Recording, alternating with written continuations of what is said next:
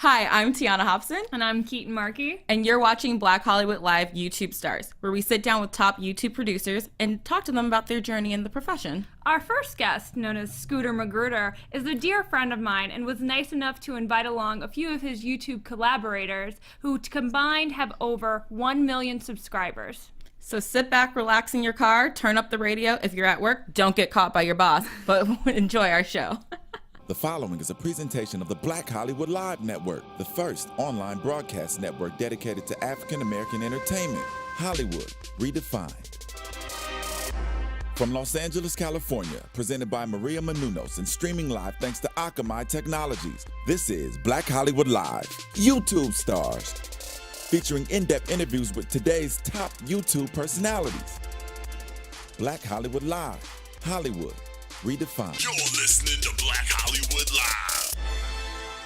And now, the host of Black Hollywood Live, YouTube Stars.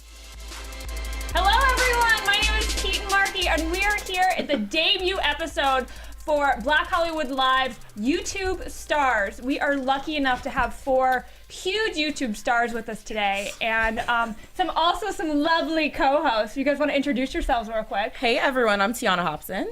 And I'm Roya Taheri. Scooter, go ahead. I'm Scooter. I'm not a co-host. You're at the big table. Yeah, I'm Scooter Magruder. All I do is win.com. You guys each want to introduce yourselves on the couch? I'm Max No Sleeves. I'm Casey Curtis, Shot Science. I'm Brodie Smith. I'm Brody. Are you like the one name like Madonna type thing? Is that what you're trying to do? There's another person that's actually a professional football player in Australia named Brodie. Yeah, I found him when I was looking for you. That actually might be who you thought this was. I'm kind of Spoiler, it's not him. I know we kind of just went through all you guys' names and kind of your YouTube page and stuff, but you guys, how many followers do each of you guys have? Right now I'm at 100K. I'm over 100K on YouTube.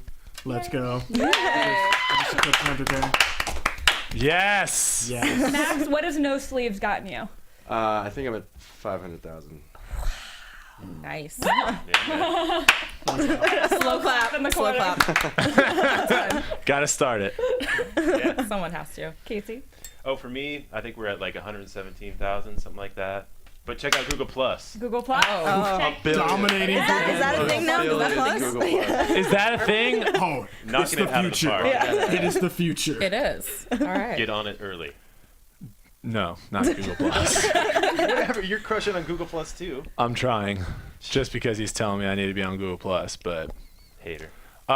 mine's like 520 or something like that. 520? Yeah. Wow. But what about Vine, though? Yeah, but what about Vine? What about Vine? What have I heard about Vine? I'm getting close to 800,000 on Vine, so Oh my gosh. that's fun stuff. Balling out of control. And like speaking of how many followers you guys have and your different channels, when you guys first started posting videos on YouTube, were you like, hey, I want to be a YouTube star, like I'm gonna start posting these videos? Like, did you guys have a plan or did it just kind of happen? The black man had a plan. He definitely had a plan. Well, I got into YouTube originally because I was watching people and I was like, man, I can do that. The heck? That's easy. I can do that. So I made my first video. And it was complete garbage. It was just terrible. And I was like, oh my gosh, these people put in so much work for these videos. And I had to learn and get better and learn how to YouTube edit and increase my rate of speech. And it was just, the whole thing now has been like a journey to where I'm at now. So originally I was just like, easy, I can do this. But then I learned, okay, this is something you have to work at. So then has your perspective on those people they went to change since you started doing it? Absolutely. Yeah. Especially the ones who are like the original gangsters who have been doing it for 6-7 years now and are still doing it strong. Yeah. Mm-hmm. My respect for them is up here. But then you have some people who are like, I have no idea why they have any followers, but they're still bigger than you. You gotta respect the hustle. Right. Respect the hustle. Right. What about you guys? Yeah. Anybody? I mean, I just throw a Frisbee, so it's not like... I checked YouTube one night, and I was looking up like how to throw a Frisbee, like seeing what was online for people that were like, I want to learn how to throw a Frisbee. And it was like either, dudes in ponytails teaching or guys that have no clue what they're talking about. And they were getting all the views because there was nothing else out there. Mm-hmm. So I was like, well, I'll make a video or two of like what I do and see if it helps other kids learn how to throw a Frisbee. And then I started doing that. And then I made like one trick shot video. And then I was like, why am I not doing this as a job? And then I started doing it full time. Yeah.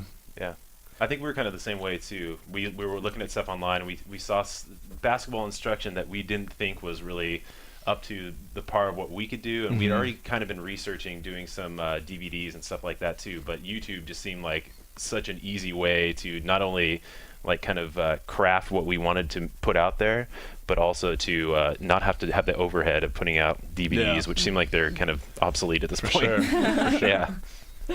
Well, I think it's kind of interesting what Scooter was just talking about, how when you see a video and you're like, oh, that's easy, I could do that. But you realize when someone keeps putting out consistent videos how they have to like find out what a YouTube video looks like, because it's not a movie, it's not a TV show, it's like its own medium. So it's cool to like figure out your style, I guess. Yeah. And there's always times where you'll see stuff or you even come up with an idea and you're like, I'm just going to do this. It's super easy to do. And then all of a sudden you start doing it and you're like, this is a lot harder than I was expecting. Basically, Vine. It's basically Vine. Yeah. I mean, Vine's crazy. It's the same thing. It's the same thing as YouTube. It's just a much smaller thing. And so it's very easy if you're not in it to look at it and be like, this is super easy. These people don't have talent or whatever. And then all of a sudden when you start doing it and you spent 8 hours making a video and after a week it has 300 views and it's all you watching it over and over, you're then going to have to be like, is this really worth my time? So you really have to love it, I think, is the biggest thing. You have to have a passion for it. So is this what you guys all do for your full-time jobs? Yeah. This is your day job and night job and 24/7 because you are on YouTube. Gotta hustle. Yep. And like I like what Scooter was saying, about how it is a new platform, and we're in the same space. We're running a website here too, and so keeping your views, and we're the first of its kind. So how do you guys, keep at your A game? Because there's everyone coming in. Like there's another guy out there doing trick shots. There's another guy with the basketball tutorial. How do you stay at your A+ game? Well, I think that's the number one thing that YouTubers struggle with, is staying on top of their A game, especially now because everything's so saturated. There's so many more people trying to become YouTube stars nowadays. And it's frustrating when you see someone who you think, hey, I make better videos than this guy, I'm more talented than this guy, but you're getting less views than this person. And you have to ask yourself, well, what am I doing wrong?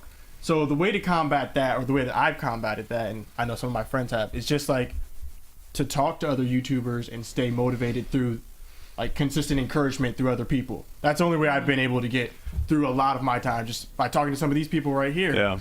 I think it goes back to like having that passion, because if you're doing it for the wrong reasons, if you're doing it to get numbers, if you're doing it to get more and more money, eventually it's going to feel like a job just like anyone else. And most people don't like going to work. So I think, and it's difficult, like Scooter says, it's very difficult sometimes because you spend so much time on your videos and you're expecting it to do a certain way, and when you see someone else do something and it does way better and you're like, oh, that's not even close to mine, it's really easy to compare and judge and do that. But if you just stick focused to why you're doing it, and that's because you're passionate about whatever you're doing, the numbers, it doesn't really matter that much. And if you keep doing it and you keep passionate about it, that's all that matters. Did any of you guys know each other before YouTube? Is that how you all met? Yep. Through YouTube? Yep. I met Max because of Reddit. He messaged me on Reddit and was like, hey, I like one of your videos. It was stuff Boston Celtics fans say. He's a Celtics fan. And I had seen some of his videos before, and so I didn't know if it was the real Max No Sleeves messaging me. So I A lot of impersonators out Did you there.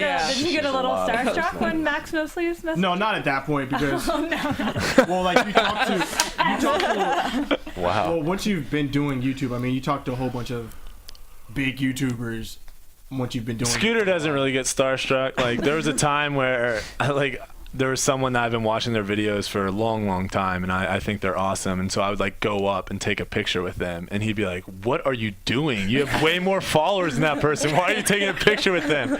I'm like, "Because I'm a huge fan of that person." So Scooter, I think, is in the in his own category with the not getting starstruck with people. But well, it's also like you don't want to come off as a fan to someone who is your peer. Also, no, I'm serious. Like, so you're not a fan of any of these guys? I am, but I'm their peer as well. You don't want to approach someone like and have that reputation. Oh, that's just someone who's not serious about YouTube. They're just a fan of me. Whereas, hey, I do the same thing as you. Like, we're equals. Yeah, and speaking of stars, didn't you throw a Frisbee with President Obama? Or was that fake? Because I was really confused. where did you see that? I saw it on your YouTube page, but you were sitting next to your friend. You're like, we're going to a top secret mission right now, and I think that's another Frisbee. Brody. That's what I'm saying. I think that's another Brody. No, I swear it was No, you. I did something. It was on your page. I did something with Simon Cowell. Oh, okay. Yeah, Simon Cowell and Obama. Yeah, that's, I'm just trying to think. wow. I'm just saying that's the most Definitely the same famous person I've done it with. Well, you should check your page because someone hacked it, and they definitely put a. There's a video. Not of you throwing with Obama. But I'm you were saying like there's on your way to. There's a video of me saying I'm going to throw with Obama. Yeah. Me. Yeah. Oh my god. What? Are you guys starting to like lose track of like how many videos have each of you guys posted? Do you know? Nah, I like 50. I don't. Probably like 50. Like 200 something, yeah. 144. You guys all have way more videos. Like 144. It's around there somewhere. Somewhere in that range. So do you guys edit and upload it all yourself when you do your videos? Or do you have someone else work, now that you're at this level, and have someone else do it for you? Absolutely not. I still edit all my stuff. Edit, shoot, write, produce, Yeah. color grade. Yeah, you have to be good at pretty much everything if you want to kind of be able to play at the YouTube game for sure.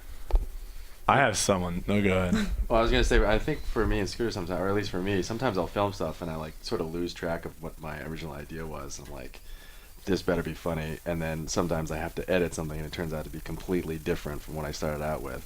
So a lot of times I'll just keep the camera rolling and be like, fuck it, just say a bunch of, get some stuff on tape and then figure it out when you're editing. So that's sort of been a totally new thing that I didn't even think was gonna happen. So you guys don't have somebody shoot your stuff? I mean, you said you do. Yeah, I do, but I'm like they all really. I think they all really love, and they're different. I think some of their stuff is a lot more personal, where they're coming with creative ideas that they've come up with, and they want the tone of the video to be. So that's a lot harder, I think, for them to give that footage to someone and say, hey, edit it, and then it comes back and they're like, you cut out this part that I really wanted. Like, if I give someone footage, they're not cutting me in the middle of a throw and not seeing, it's not difficult to make sure that, you have a good edit. And for me personally, I don't like editing. I'm terrible at it, and I would rather not do that. So I just signed with someone, so they're going to be filming all my stuff and editing everything. So I luckily can just show up and throw the Frisbee and not have to worry about all that stuff.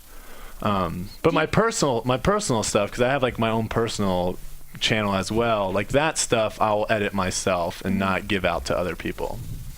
So I kind of but you like creatively express yourself in kind of the tricks that you put together more so than like we kind of correct. We're more in like the editing process and the story and my stuff is more like what you see is what you get versus like you can't really creatively edit it in a way where when someone's like, oh wow, that was really edited well or something, it's more throw the Frisbee, make it in, react, and then go to the next clip. Speaking of like all your trick shots, do you come up with all those by yourself? No, actually, I've had a fair amount of fans like tweeting me and stuff or commenting on something, and I look at it, and I'm like, man, that's a really good idea, and then maybe I do it in future video. Or I always I hate going to do shoots when it's just me and a film crew, because most of the time the film crew is just there to film.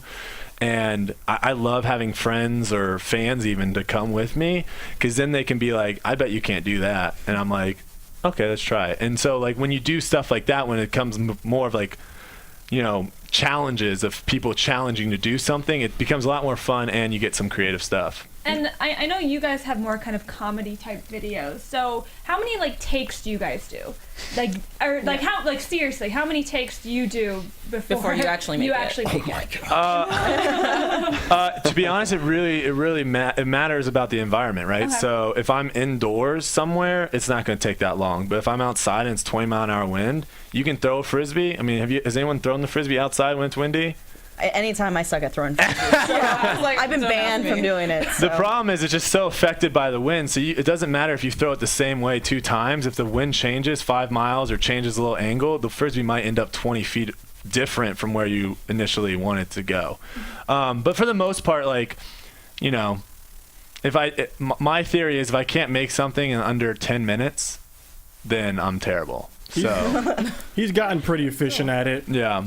Like, he can make a trick shot way faster than any of us can make a trick shot.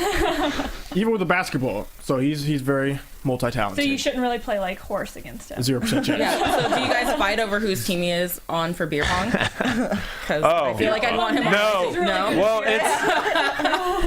I don't drink, so you're drinking for me, so you have to play that into account. So Okay. I don't know if I'm actually a good partner, because you might just be done after one game unless we just dominate. But Max, that's how you lost the sleeves, right? Beer pong That's was right. the original. I think it's safe to say I'm the best beer pong player. Yeah, he's fantastic. Have not the you? world. He has some really good beer pong vines. For sure. He's got some good beer pong trick shot vines. Well, because Brodie kept sending me these Trick Shot Tuesday stuff, and I'm like, Brodie, I didn't even own a Frisbee. The box that you left at my house 2 months ago. So I just started doing pong shots, and it was fun. But that is how I lost the sleeves. I was playing a lot of beer pong, and the sleeve was affecting my shot, and so I just started cutting them off. Need that extra mobility. Do you ever get cold not wearing sleeves though? Yeah, sometimes. Like right now, are you cold? It's cold in here. I'm good right now. Oh, okay. Do you ever wear sleeves anymore? Yeah, if there's like a dress code at a bar or something like that. But You a don't lot wear of times tux and just cut off the sleeves? I have a button-down shirt that I wear from time to time when I want to class it up. But a lot of times when people see me in public and I'm wearing a shirt with sleeves, they get really pissy. Yeah. And speaking of public, how often do you guys get recognized out in public? Depends on where we are. Yeah. Like, if I'm at UCF or in Orlando somewhere, I'm balling out of control. Out of control. But like in Los Angeles, not so much. So it depends. Like, I've made a lot of videos in Orlando, and in Florida, like about Florida sports teams. So more so over there. People don't come up to you and say, "Oh my God, you're that guy from the blue team on endurance." Yeah, that hasn't happened. Maybe a couple of Facebook messages that were pretty creepy. I would agree to that. Yes. Oh my gosh. But other than that, no, not so much. Yeah, elephant in the room. Scooter and I have known each other for 10 years because we were both on a kids' reality television show. It was such a good show. They need to bring it back. They really should. That show was great. Well, you know, JD Roth and Todd, they're busy. They're doing Opposite Worlds now on Sci-Fi, so they're a little too. And Biggest Loser, of course. I just loved how you guys would like talk like about strategy and stuff. Be like, dude, you need to join our alliance. I was like, oh yeah. Unfortunately, Keetin was not in our alliance. No. So there's that. Okay. So there's that.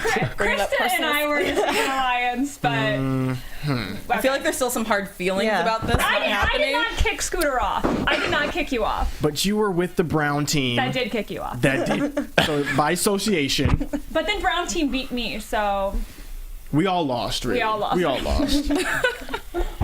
Except for the viewers. It's true. I feel like you guys should battle it out right now. Just get it out. Let it, let your I wish we feelings could go. set up a challenge for you two right now. Yes. maybe we could make a YouTube video of us challenging each other. We got to bring everyone back, though. We got to bring everyone back. There's a lot of us in LA. I know. We got to do something. So this is going down. We just made it happen. Everyone just heard this at home. I'd watch it. Yeah. I'd watch it. Reunion. We'll post it up on YouTube. It'll be great. Fabulous.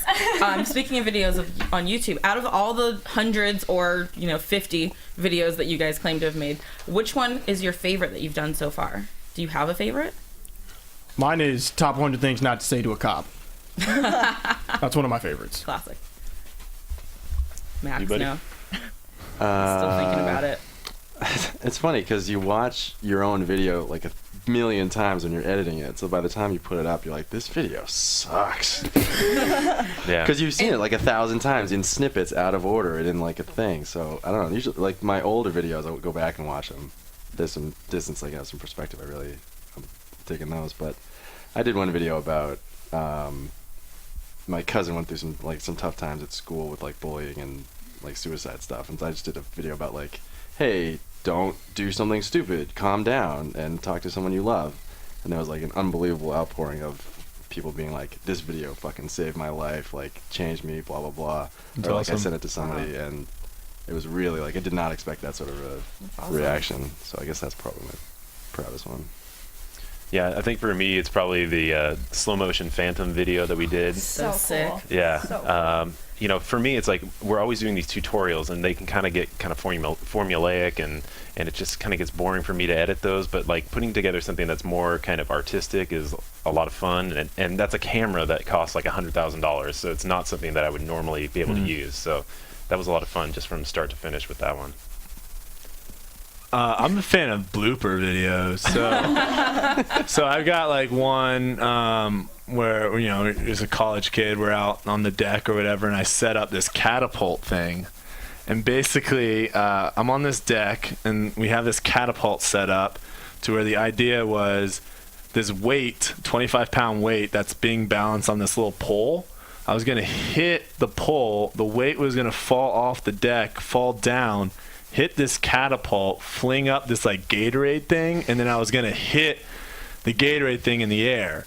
Well, the problem is we set it up to where we didn't test it, so when it hit the thing, the weight actually fell backwards into the deck and just put a huge hole in the deck. And I'm a college kid, I don't have any money.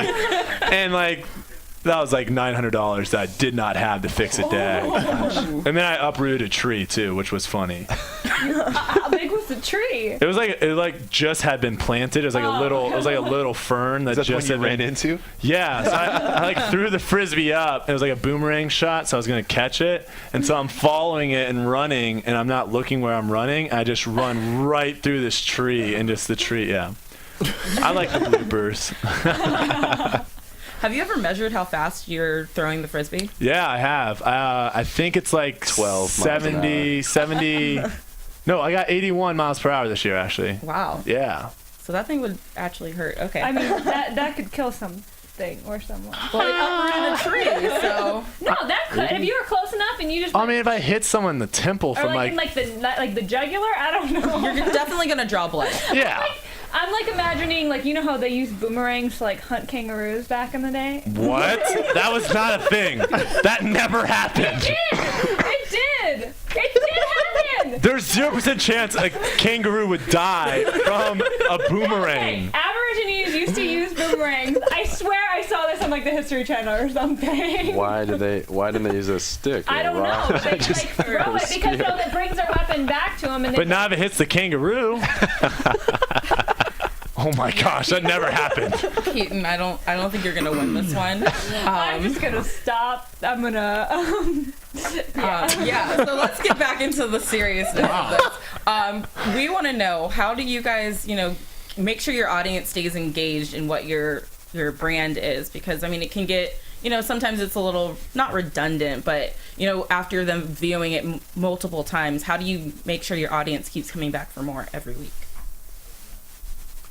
It's a good question. I think like up-pacing videos, like making them so that there's no lag time is really important. So, if you're on YouTube or anything on the internet, you can easily, if you're an audience member, you can easily just click away if you just have 1 second where your brain can think of something else. So if you cut out all of that opportunity in the video, then people are going to tend to stay around. And also just like asking questions of people directly, like, what is who's your favorite basketball player? Who's your favorite blah, blah, blah? And they feel like compelled to answer those questions and wait till the end of the video to see what the question is. I mean, there's a whole bunch of tricks like that. Yeah. And do you think there's a magical time? Because there's a lot of people who say, the shorter the video, because if the internet audience doesn't have the attention span for a 5-minute video, so keep it under 2 minutes. Do you guys follow those rules, or do you believe in it? The video needs to be as long as the video needs to be. Yeah. So if it's a great video and it's a 2-minute great video, then it should be 2 minutes. But if it's a great video and it's a 30-second video, but you make it into 2 minutes, then that's a terrible video. So it needs to be as long as it needs to be. Right. Yeah. You don't want to add anything and look at it as I need to add this.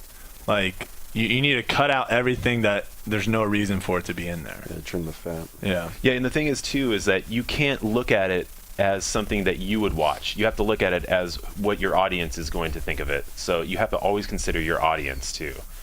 Because you might love it and it's a 5-minute video, but they might not be so into it. And that, you know, they'll be away as soon as possible. I think if you're like most of us who's just one person doing the YouTube videos, we're not in a group or a company or whatever, I think the more you can interact with your audience, the more they get to know you on a real level. Because I was always worried, because I just did trick shots. So I was always worried, well, if I did something that wasn't a trick shot video, would they be still entertained?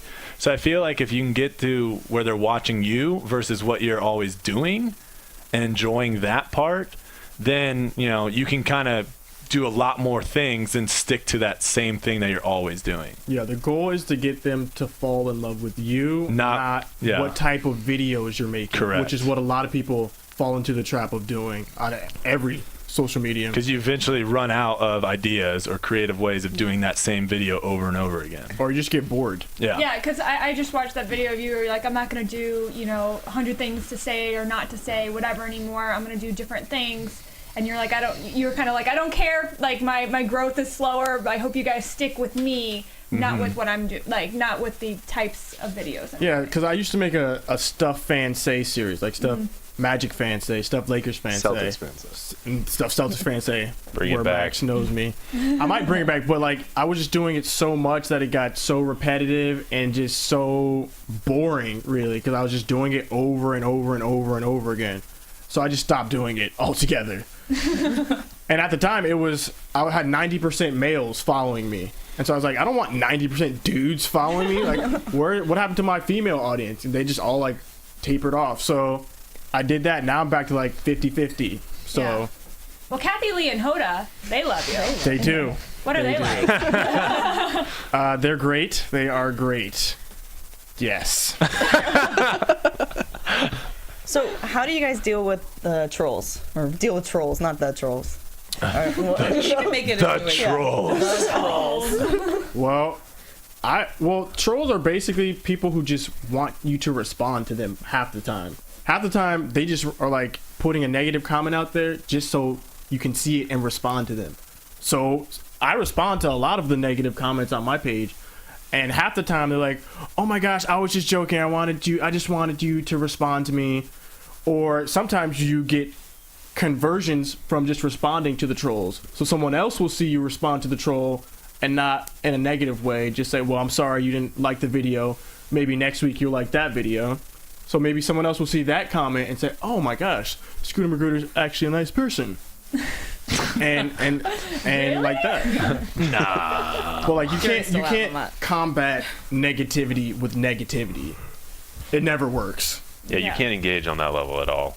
Otherwise, it just goes on and on and on, and you'll never win. Yeah, I'm just dropping one mom joke now and then. But other than that, And how do you guys, like, do you guys, I mean, I know you're trick shot, you're kind of more like educational sports videos. You guys kind of have somewhat of a character. How much is your YouTube persona really you? I'd say it's pretty close. What I usually tell people is it's like a highlight reel of me, or it's like me when I'm really excited. Okay. You know what I mean? So it's like all the funny things I said in a day just crammed into 2 or 3 minutes. But I mean, those are all jokes I'd make in front of anybody. So mine's 87%. I've calculated it. 87% of my YouTube personality is actually me. I just talk a lot, way more trash in person, especially with sports. So much trash. You can't talk that And the much funny trash thing is online. that he says all of his catchphrases in regular life too. He's got like 12 of them, and he says every single one of them. Can we take a second to talk about catchphrases? Actually, Yeah, I actually Yeah. wanted to ask you about that. all right. Well, let's. We all know Brodie. Can we just cut to Brodie's camera right now? Brodie is what we like to call the usurper of catchprisses. It is not true at all. Absolutely, 100% true. Here's the thing. Time out. Before we get into catchphrases, you can't say it's your catchphrase when people say it all the time. And False. He's like trademarked it. False. He's literally 0% chance. I don't say throw me the alley. This man. I never say that. This man. You spend any type of 2 hours around Brodie, he's saying all your catchphrases and claiming that they're his. He has usurped 2 catchphrases from Max already since we've been here this week. Which ones? Getting crushed, get crushed. And I forget what the other one was. Oh, we'll probably hear it. We'll notify you when it happens. If he says the heck, 0% chance, anything like that. That is a Scooter So Magruder for example, catchphrase. Let it be known. For example, 0% chance. That's something that people have been saying for a very long time. Really? You've never heard 0% chance? Surprising. They have not heard 0%. It's very popular in spoiler. sports. Spoiler alert. Spoiler alert. You hear that? That's an old one. No one's ever said that. That's a catchphrase. Is that your And catchphrase? No, that's what I'm saying. That's a catchphrase that he The only usurped. thing that I say that's weird is Dark Horse. That's it. That's yours, though. That's Yeah, yours. that's yours. That's the only one you haven't taken from anyone. But okay. Which I do love your shirts. Do you? Do you want one of those? I would love one of those. Well, those aren't necessarily for girls, so. I mean, oh wait. That's me. kind of flipping it out. Yeah, for those that don't know what. Beach. For those that we're not talking. There's a shirt that you put over your head and expose yourself. That's what a bathing suit top is for. Okay, I love yeah. it, man. I mean, that would actually be a sweet Instagram photo. Hey, If you want, you got it. I'll do it. Boom. I'll do it. Done. I will have a top on underneath the shirt. People Yes. don't get too excited. Yes. Dark Horse. You almost had like thousands of people follow you on Instagram like right now. Getting freaky. So, what YouTube features do you guys use? YouTube features? Yeah. What does that mean? Those, like, Like annotations and stuff like Yeah, that. annotations, Yeah. the mega tags, and Meta Oh, tags. the metadata. Yeah, I mean, Metadata. I use a ton of annotations to link to all of our social sites and other videos. I think linking to videos that are related to videos that you put out, or a playlist is solid too. I don't know, calls to action are huge, I think. Like if you get on at the end and tell people, go to this place, this is where all my social media is, go to this video. Because you don't want people to click on the other stuff to other people's videos. You want to keep them on your stuff. YouTube actually has a book where it outlines the best practices of everything you should do as far as what you're trying to figure out. So if you just read that, that has almost everything you would need to know. I think you have to understand your audience though too. So like that's one thing you can do is go in and see who your audience is, because if your audience, for example, is like teen girls, right? You can pretty much tell them to do anything and they'll do all of it. Whereas if your audience is like dudes, like young dudes, like if you say, hey, follow me on Twitter, follow me on Instagram, do this, they're not going to do any of it. So with that, I think you have to understand, like, I want to push one thing, or I'm going to push this, versus like doing everything, because I've done videos where I've done everything and nothing happens. So it's much better if you're like, hey, watch this next video if you want to know how to throw like that. And then you get a lot better, people clicking through. well, you guys said that views, the numbers don't really matter, but in a way they kind of do. Does setting up your YouTube video when you upload it have an effect on how many views you get? Like timing when you're uploading? Like when, say, your file says, YouTubestars.com. Like when you upload the video, do you need to have the actual video name so that way when people search for it, it's more accurate? That way they actually find it? You're saying like the file name of what you're uploading? Yes. I've always wondered, does that matter or not? I don't think Because so. I've heard it does sometimes. Like I've heard I think different stories. it used to. I think it actually did used to, because I remember I would upload a video that's like 9, 8, 7, one of those like long ones, Yeah. and then all my related videos are like real weird names. But I think they did away with that now. So I think it's whatever your title is. Like you can change your title when you upload it. Yeah, the titles, there are a lot of things that are important to try and to maximize your views. The title being one of the main components. What you write in the first line of text, and the description being also important. What you put in your tags. It used to be the order of the tags mattered. It's just a lot of little things that you learn though once Yeah. you've been YouTubing for a while. Yeah, huge thing is thumbnail though. Like you have to have like a really solid thumbnail that's what? I never do thumbnails. No, it's true though. No, it's true. I mean, you have to think about if somebody types some topic in and they're looking at a page full of all these videos that they can check out. And what I do is the squint test. If you look at it and you squint, which one is going to stand out to you out of that whole list of videos that's there? So you want your thumbnail to be the one that people click on. Yeah, some people have even started capitalizing the video name so it sticks out in the other videos and they're related. Yeah. Yeah. I think the trick is you don't want that to be the reason why you're getting views, though, because it all comes down to, again, creating an audience, people that are going to watch you over and over so that maybe they do go out and buy your shirt or they do something like that. If you're just doing... Yeah, but that's the first in. No, I know, but I'm saying, like, you want to still make sure your content is good. Yeah. Like, if your content's not Content's good... bad, it doesn't matter. It doesn't matter, because people are just going to click and they're going to click away and they're not going to pay any It's attention. like they have those fake videos. Yeah. Yeah. And like, how did you guys learn all? Did you guys read the YouTube book to learn all this, or is it all just stuff that you learned on the fly? Study that one. Oh, I didn't even know there was a YouTube book. I think it's just stuff you learn, and especially asking other people Yeah. is the biggest thing of like, hey, what have you done? What has worked well with you? And getting other people telling you. Because I mean, even that book that they have, some of the stuff I don't use because I don't find it useful. Like they'll say, oh, add an annotation. Add annotation during a low peak during your video. And I don't like doing stuff that irritates or bothers me in my videos. So I'm not going to put something that's going to irritate or bother me in my videos, even if they say may increase whatever. XYZ. I mean, it doesn't matter. Yeah. Now, is this like a hardcover book or is this an online It book? is a hardcover book, and it's also online. Weird. And It's you, the- Yeah, it's called the Creator Playbook. Yeah. It's a book. And they update it like quarterly, biannually. I'm not sure. you guys Every were 5 all years. kind of No, I'm serious.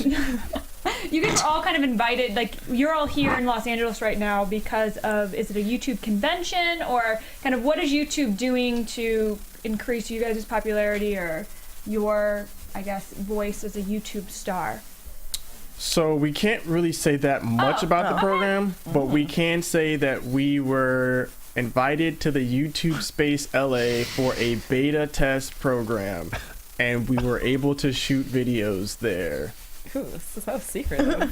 Yeah, YouTube. CIA right now. Yeah, YouTube's they're big into collaboration. So whenever they can try to get multiple creators together to collaborate and do different things, that's something that they think is great, and also something that's great for the creators. So that's kind of what it was about. And how do you guys feel? Because I know you guys all pop up in each other's videos. Is that just because you're friends, or that you do most of those, or is it just something that you do because you think it's good for more views and more followers? I personally only like doing videos with people I want to work with.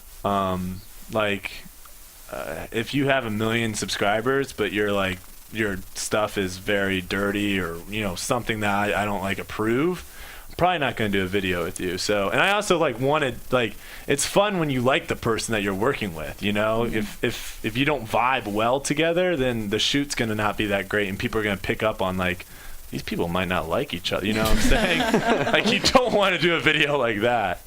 Yeah, and you're in control, so why would you want to do anything with somebody you don't want to do something with? I mean, that doesn't make any sense. Yeah. And then I have another question. How do you guys feel about challenges? The cinnamon challenge and those types of videos that are out there. Do you think it's... I feel like Dangerous. Would you do those? I feel like that's kind of the reason why why YouTube is given a bad name, because you have these people doing challenge videos and we all get lumped into that, oh, they're YouTubers, they just do vlogs and challenge videos, and then people don't understand that we also have people putting out cinematic quality videos on YouTube regularly, weekly. So I feel like that kind of hurts the overall vibe of YouTube in a sense. I mean, it's still cool for some people to do them, but I think it diminishes what a lot of the other YouTubers are actually doing. What about I know Jimmy Kimmel has become kind of infamous for his call to actions, his kind of YouTube video. I mean, the twerking one, the screw up twerking, that fooled everybody. That was on CNN. What do you guys feel about kind of late night and comedians and celebrities taking over the YouTube space a little bit? I think it's great. It like legitimizes what we're doing. You know, if somebody as big as Jimmy Kimmel thinks the platform's important enough to put the time and money and effort and everything into using it, I mean, that makes us more than just cat videos and cinnamon challenges. You know, I think it's great. I think it's good, but what Kimmel's doing, he isn't legitimizing us at all. Like what Dr. Drew's doing is awesome. He's bringing YouTube regular content creators on and asking their opinions about stuff, and he's giving them credit. Like the Kimmel stuff is like, oh, look at this viral video we made up. You know, it sort of doesn't. It's cool that the but I mean, platform it's is important, but it doesn't say that we, you know, regular content creators are important. No, I know, but I mean, it's more. It shows that we're not just people on their iPhone walking around filming, you know, crappy videos. It's like somebody is putting the effort towards a high production product, and they're putting it out on the same platform that we are. So why is that not legitimizing everything? Well, because Kimmel isn't talking about regular content creators. He's talking about, look at these viral videos we made. Yeah, I know, but I mean, just using the platform. Yeah, it's great to use the platform. I love the debate. Dun, dun, dun. Well, yeah, I mean, it would be awesome if he was You're like, This is what I came here for. No, I can understand you not like saying that he's not out there like saying that all these creators are doing these great things, but I mean, just him using it, I think it does legitimize it to a point. And it's cool to like show old people what YouTube is. Agreed. Well, Scooter and Brodie, where do you guys stand on this subject? I mean, I'm always for. I mean, there's a lot of people, like for example, Vine. For example, there's a lot of people on there that don't want celebrities to go on because there's people that have like 800,000 followers and 0 posts just because they're a famous celebrity. And there's a lot of people that don't want that because they're big on Vine or they're big on YouTube and they don't want these celebrities that already have a following to just take over. But for me, I think it's cool. I mean, if someone that I really enjoyed started making YouTube videos, then I'd probably start watching their YouTube videos. So it would give me content to watch. But I don't know, the Jimmy Kimmel thing, I think it's kind of cool because he does do some stuff where it's like, hey, send in the funny videos of your kids. And so he's making a lot of people go out and make YouTube videos. It would be cool, I think, also, though, with what Max was saying, is if he started picking out creators that have been doing stuff and maybe even do something with them versus just doing his own thing. Because that's what YouTube is all about, is collaborating. Very few YouTubers can get a lot of followers without collaborating. Well, I think because you say, oh, I make YouTube videos for a living, people don't get it because they think it's basically like America's Funniest Home Videos, only a different website. Yeah.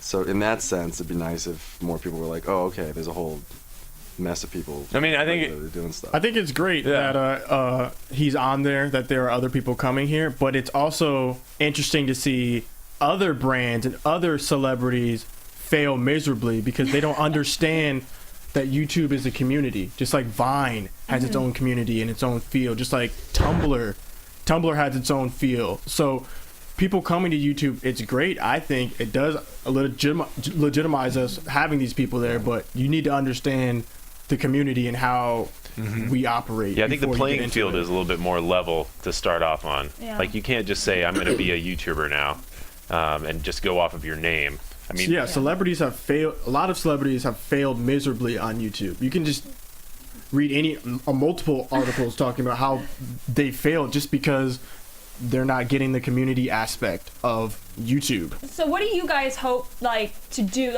long-term future? What do you hope your YouTube celebrity does for you? What are your plans for the future, kind of with your channel, with your personality? We can go down the line. I mean, what are your goals? I mean, I play Ultimate Frisbee outside of the whole YouTube thing, so I kind of have a different feel. Like YouTube is a way for me just to kind of get more people into the sport that I play. So my passion's about Ultimate Frisbee, throwing the Frisbee and stuff. So one of the things I want to do eventually is run my own Ultimate Frisbee summer camp and have kids come and teach them and stuff. So that's something that is a goal down the road. Awesome.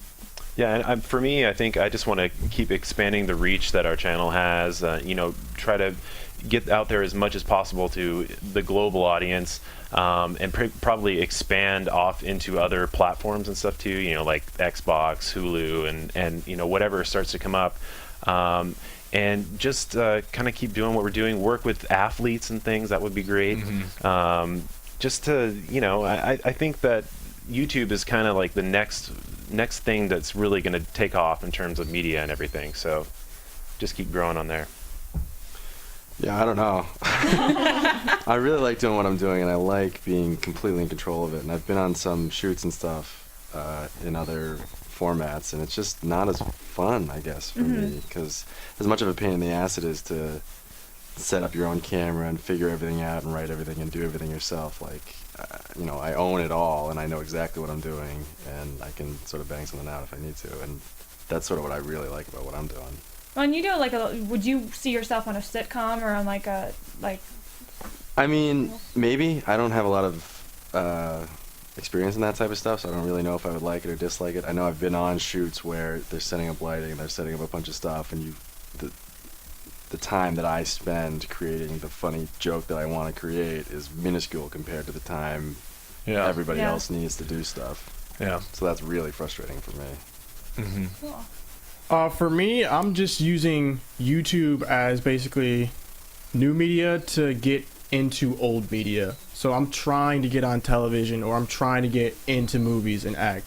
So I'm using it instead of like having to wash dishes and live in LA and grind and not getting any jobs. It's more of like I can do YouTube while I look for these other opportunities as well. So my goal is to act and to be in movies and things like that. But right now, YouTube is a great way to get my name out there without anyone actually knowing who I am now. And my goal is to. Yeah. Sorry, I thought we were going around the table. Yeah. You're on the table. I want to. I got really into it.